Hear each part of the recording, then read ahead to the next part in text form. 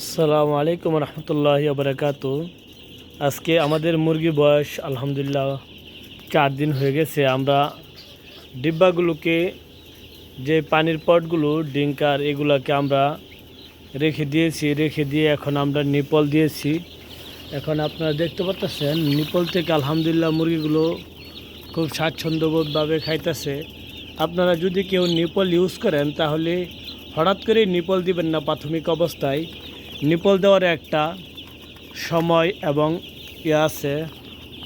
সময় আছে। কারণ হচ্ছিল গিয়া নিপল যে সময় দিবেন ওই সময় আপনার যেন মুরগি একটু শক্তপোক্ত হয়, যেন নিপল ঠুরাইতে পারে, এরকম সময় আপনারা নিপলটা ইউজ করবেন। আর অনেক দিন যাবৎ আমাদেরকে কিছু ইঁদুর ডিস্টার্ব করতেছে, আমাদের খাবারের বস্তা কেটে ফেলে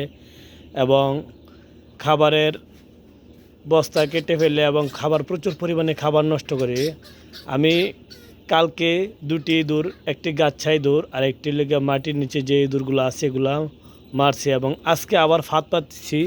এই জন্য যে আজকে 2টি ইঁদুর লেগেছে, ওরা আসলে প্রচুর পরিমাণে খাবার খায়। খাবার খেয়ে আসলে ওরা খুব হৃষ্টপুষ্ট এবং খুব পুক্তা হয়েছে। আসলে এরা খুব কষ্ট দেয় আমাকে এবং ফার্মের চতুর্দিকে এরা গাঁথা করে ভরে ফেলছে এবং খাবারগুলো প্রচুর পরিমাণে নষ্ট করে। আসলে খাবার যতটুকু খায় তার 3 পরিমাণ নষ্ট করে। এদেরকে আজকে আমি ধরে ফেলেছি।